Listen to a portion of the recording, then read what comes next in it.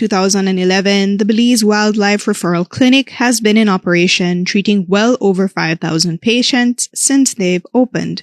They support wildlife and animal conservation, no matter how big or how small.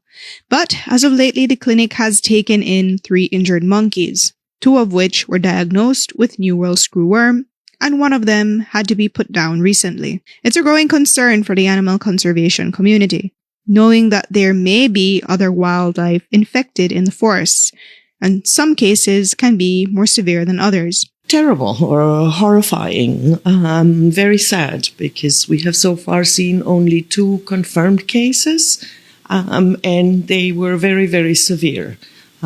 So it's very drastic, cannot be shared in images.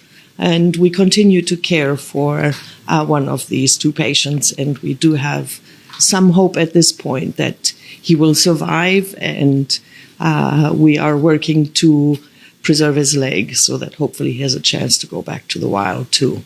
In most countries around us, it's most prevalent in livestock, so we really expected it to be that way here as well. But there are many, many more cases in dogs, putting, I guess, a lot of responsibility on pet owners to make sure to check your animals every day, to check for any wounds that are on there and treat any wounds every day until they're healed, so that screwworm can't settle in. Because for now, it seems the majority of cases are indeed in dogs. And then from those dogs, the fly can multiply and spread to others. At present, the 2 howler monkeys receiving treatment at the clinic appear to be recovering slowly, and the care they receive is much different than the regimen of treatment in livestock and dogs. So both of those cases, by the time they were seen, were extremely far progressed. So hundreds to thousands of larvae in the wounds and very large. So we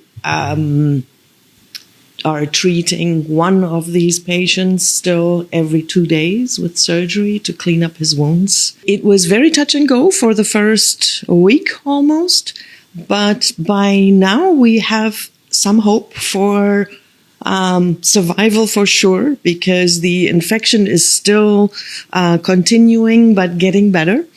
And we were most excited, and we shared that on our social media too, when Georgie started eating finally, because in the first few days he completely refused to eat, and we can treat his infection. If he doesn't eat and he refuses to eat, we can't make him and force him for a very long time.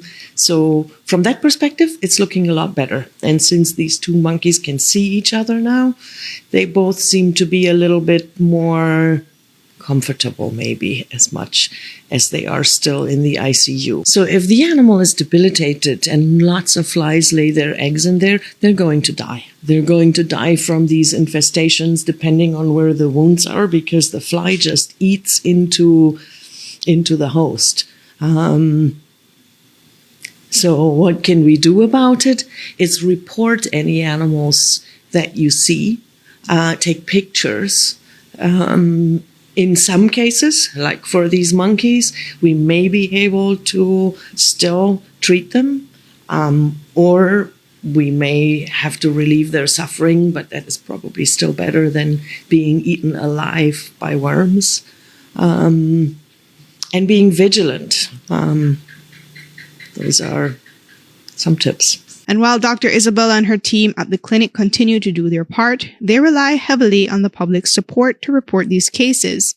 They even have a program that is open to persons interested in learning more about animal health and how they can do their part in safeguarding Belize's wildlife. About 75% of our patients here at BWRC do come directly from contact with people.